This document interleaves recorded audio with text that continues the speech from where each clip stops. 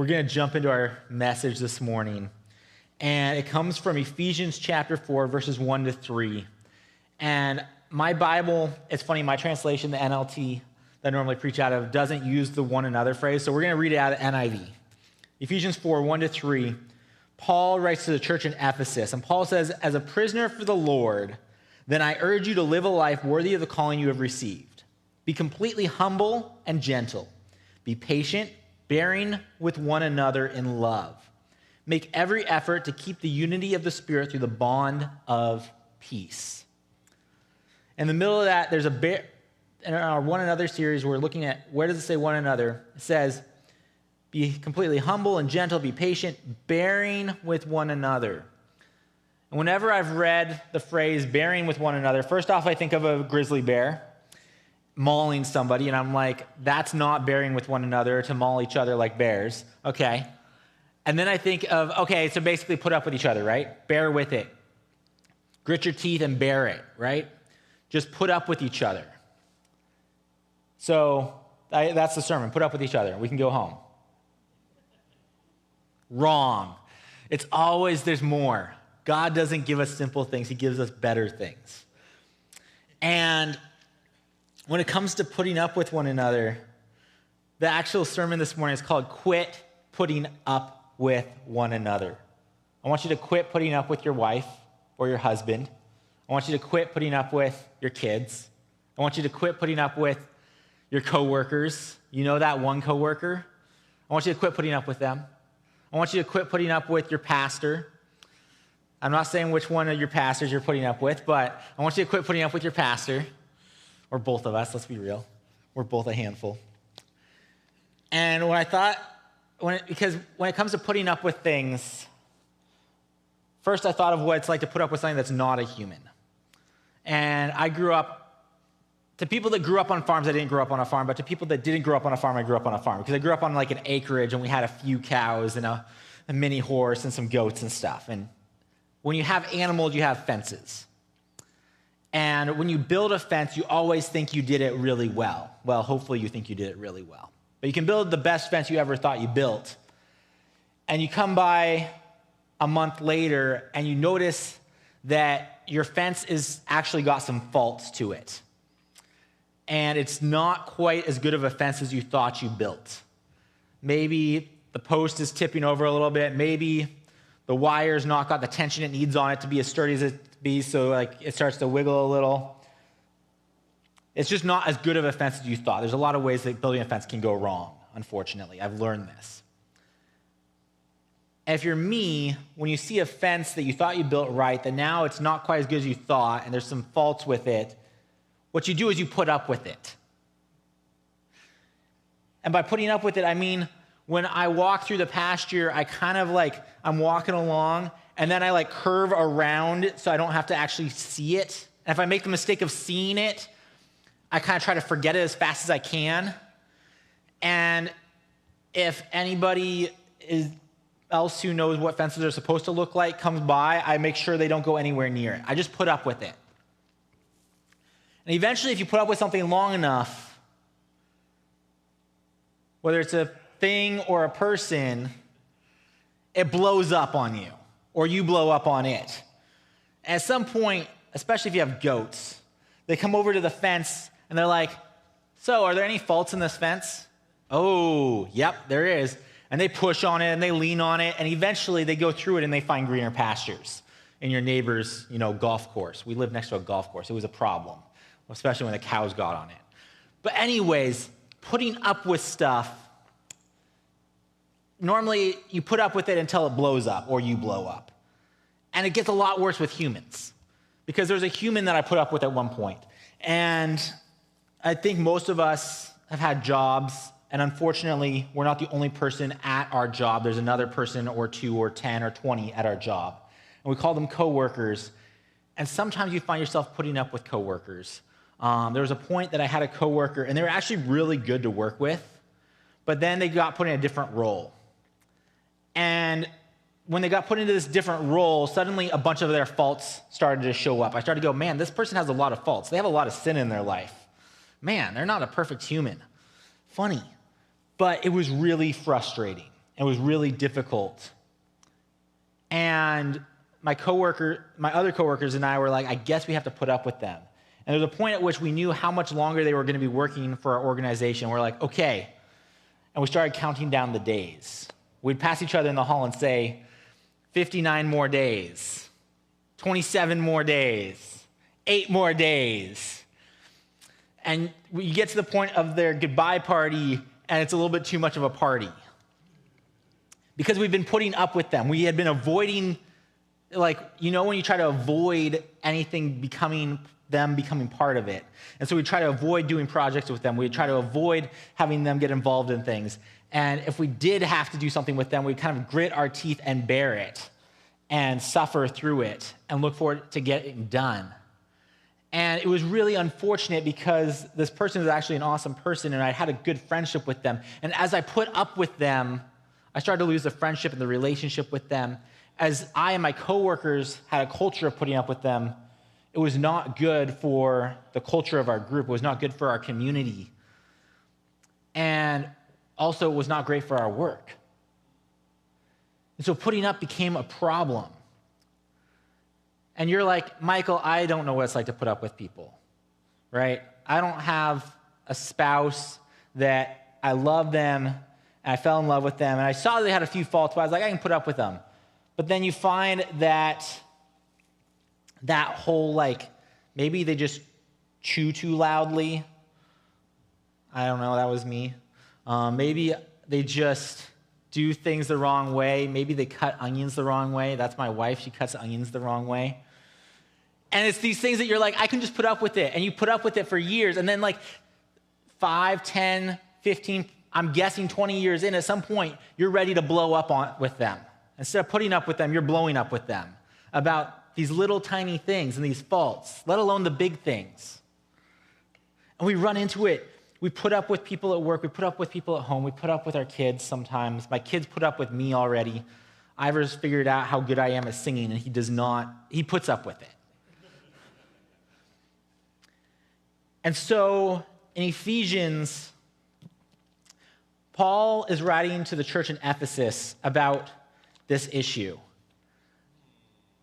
And he says, bear with one another. Put up, and you think, put up with each other, right? But I think that we know that when we put up with each other, it doesn't do good things. It turns into avoidance. It turns sometimes into some pride. When I was putting up with my coworker, I was not having a humble attitude towards them. I would definitely had a little bit of pride, as I said, 29 more days. There was an element of pride in that, and it did so much damage. But we learn how to put up with people really early. When you're 2, 3 years old, you learn how to put up with your dad's singing and put up with your dad's driving, put up with your dad's whatever. And so as humans, we start with a baseline of putting up with each other. And Paul is going, there's more to it than that. Putting up with each other is just the default. But God actually has something better for us, for our community, for how we treat one another, how we live with one another than putting up with each other.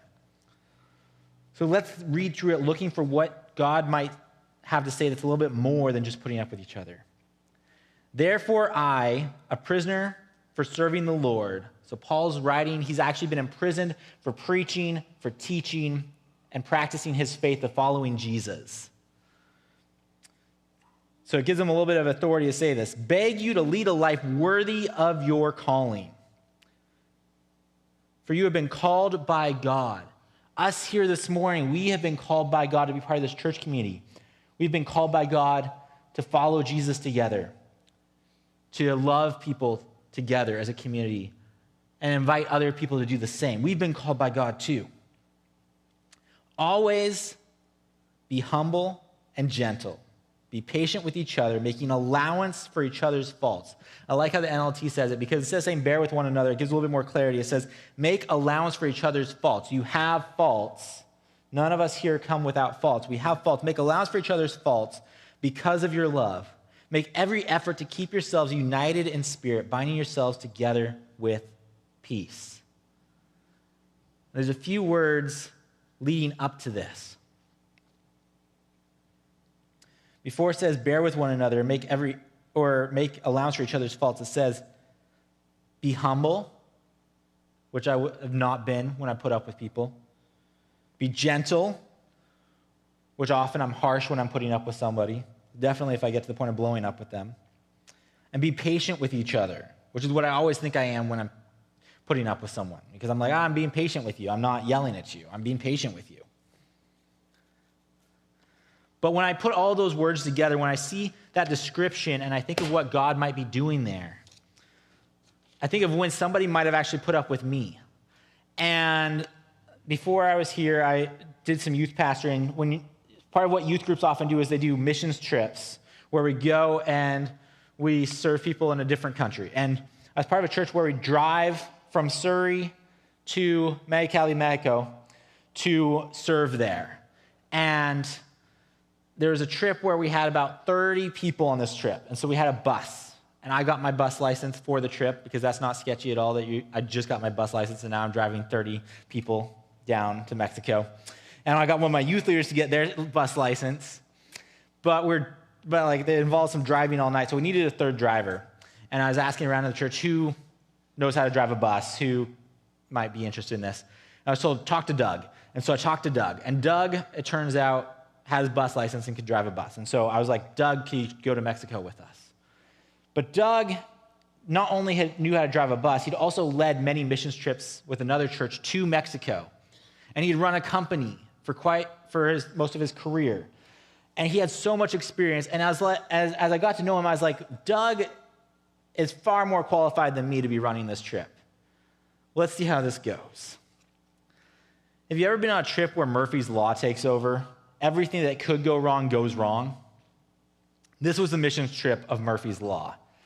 This was a missions trip where over half our team got sick. This was a missions trip where one of the students got bitten by a dog and we had to take them back across the border to get treated in case they got rabies. This is a trip where another student got so dehydrated that we also had to take them back across the border into the States to get treated and get rehydrated before he could drive back north.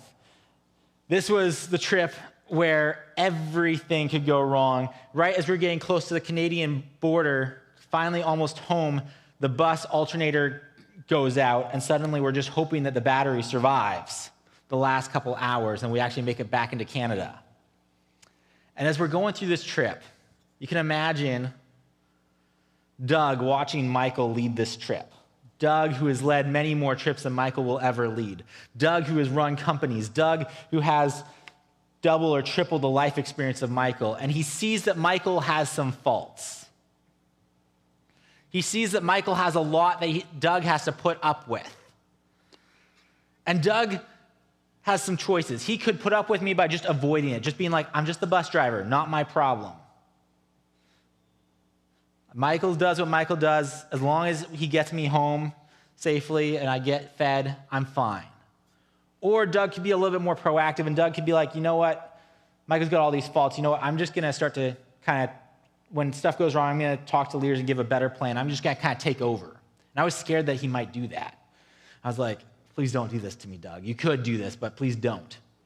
And that could be his way of putting up with it. It was just be like, you know what? Let's just shove Michael to the corner and move forward.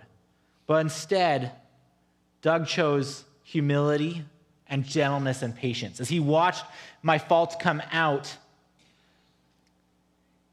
he chose humility not to point out my faults, but instead to encourage the leaders to see my strengths and to see how God was still using me. And when things went wrong, he didn't jump in and be like, Michael, you should have done it this way. He actually waited and was available if I wanted advice. And with gentleness, he'd be like, yeah, Michael, if you want this to go better, maybe try doing that. And then he had a lot of patience.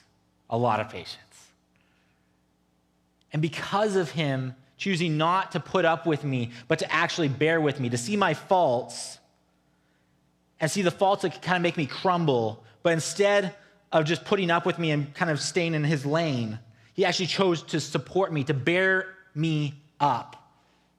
When I couldn't bear it because of my faults, he chose to bear me up and support me.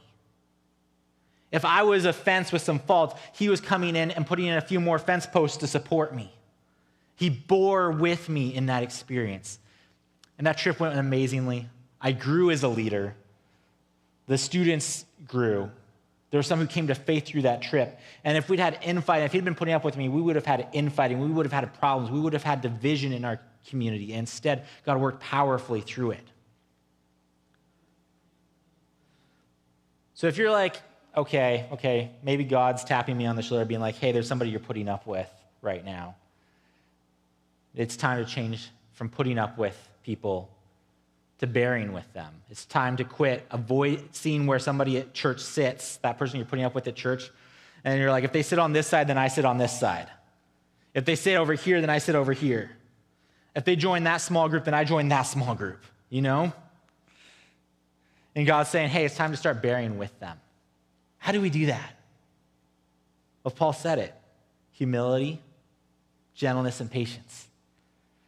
And there's another passage that I love what it says about humility. You don't realize it's teaching you humility, but it's actually teaching you humility. In Romans chapter 12, verse 10, it says, be devoted to one another in love. Honor one another above yourselves. If you're struggling to have humility with somebody you're putting up with, go, how can I honor them above myself? Yeah, I can see their faults really clearly, but where can I see their strengths? Yes, they've got sin in their life, but they're also creating the image of God, and God has given them gifts and abilities that I don't have. How can I honor them for that? And suddenly you start to find yourself having some humility and some gratitude, and you start to build them up. So that person that you're putting up with, how can you actually honor them? How can you share with them and with others how God has made them in an amazing way? And then there's gentleness. Gentleness, there's certain people that I dread when they have a gentle voice. Because when you're a little kid and you got a scrape, I don't know if did any of you guys ever have hydrogen peroxide put on your scrapes? A few of you? I feel like now they've got these things that actually make it feel better. Hydrogen peroxide would clean up your wound, but it burned and it hurt. It stings, exactly. And so I'd be running around like a little kid, crash my bike, scrape my knees up. I'd come inside, my mom would be like, that's a lot of blood. And then she'd calm herself down, and she'd be like, Michael, I'm so sorry, but it's time to put hydrogen peroxide on.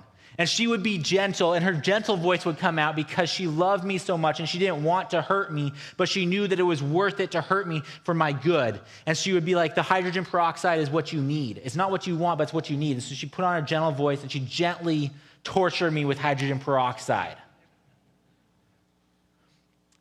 And the problem is there's still people in my life that put on a gentle voice. There's 3 of them that always come to mind. There's my good friend and my mentor, Tim. There's my wife, Morgan. And there's my dad. And if any of them come to me and start a conversation with a gentle voice, I go, ooh, this is going to be really good for me. I'm going to grow. This is going to hurt. Because with gentleness, they come and they say, Michael, I can see clearly where there is a flaw, where there's a fault in your life. And God wants to work in that. God wants to help you grow. And here's how you can grow.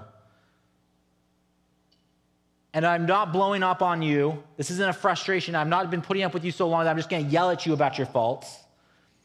But I love you and I care about you so much that I'm willing to put you through the pain of hearing the truth that you need to hear with gentleness.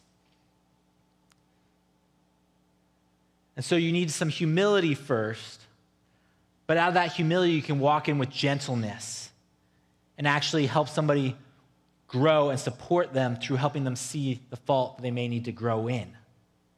If you don't come in with gentleness, they're not going to listen. At least I won't listen if you don't come in with gentleness. If you come in hot and angry, I'm going to be like, you're just angry, I'm just going to yell back at you. But you come with gentleness, it's really hard to yell back at you. I'm like, I have to listen to what God's trying to speak to me through you. And then there's patience. And it's funny, with the whole one another series, I was talking about how God created us to follow him not as one, but with another. And Jesus set an example of that Jesus didn't come as a solo person. He didn't just come and preach on his own and do miracles on his own. It would have been a lot easier for him. I am pretty confident he would have had an easier time on earth ministering to us and showing what it's like to follow the Father if he'd done it on his own. But he chose to do it with his disciples, with his closest followers, and they did it together. And one of the ones that was closest to him, his name was Peter. And Peter was an awesome guy because Peter would get so excited. Peter was the hype man. Peter was the guy that was always on board. When Jesus comes walking out to the boat, walking on the water in the middle of a storm, and the disciples are all on the boat like, whoa, you're walking on water. And Jesus is just walking along, and they're like, this is crazy. Peter's the one that's not just like, whoa, that's crazy that Jesus can do that. He's like, Jesus, I want to do it too. Let me out. I want to get out of the boat. And he jumps out of the boat, and he's walking on the water, and it's great. But he's also Peter. He's got some faults. He's got so much excitement and so much faith until he looks down, and then he's sinking in the water, and he's like, Jesus, come on, pull me out. And you think he'd learn, but this was a real fault. This took patience, because you imagine Jesus, he's talking about, oh, I'm going to get crucified, all this stuff's coming up. He's trying to explain this to his disciples, what's coming up. And he's like, people are going to reject me. And Peter's like, I would never. Never would I deny you, Jesus. I'm your ride or die. I'm never going to deny you. Never would I. I'm always going to be faithful to you. Like, I'm all in, Jesus. Don't you worry. I would never. And poor Jesus is like, Peter, sorry to break it to you, but before the rooster crows 3 times tomorrow morning, you're going to have denied me 3 times. And sure enough, Peter's faults come out. He denies Jesus 3 times. And Jesus chose to bore with Peter, to bear Peter up, to go, I'm not going to give up on you once I have to fish you out of the sea. I'm not going to give up on you once you've denied me 3 times. I'm going to keep entrusting you, seeing what God's put in you, what God has called you to, what God is going to do in you, and be a part of that work. And before Jesus left earth, he said, Peter, you are the rock on which I'm going to build the church. And God did that. It came true. And that took a lot of patience. To see the future, to see the potential in someone, to honor them for that, to encourage them in that, to speak truth into their faults with gentleness, but then to have the patience to let God work in God's time in their life. That is bearing with. I wish so desperately that I could go back to that coworker that I put up with, instead of putting up with it, instead of with pride being like 29 more days and talking behind their back to my other coworkers, if I'd actually honored them for what God was doing through them, even in the midst of me putting up with them. If I'd been able to honor them, if I'd been able to come with gentleness and actually talk to them about their faults instead of avoiding that hard conversation, then they would have had the opportunity to let God actually work in their life and grow them in those areas. And I robbed them of that opportunity because God gave me clarity to speak into their life with gentleness, and I didn't have the guts to do it. I robbed them of letting God speak through me into their life. And I didn't have very much patience. And I wish I could go back with some humility and some gentleness and some patience, because I know that we would be much better friends, that God would have worked more through our community there, that we'd have a better future.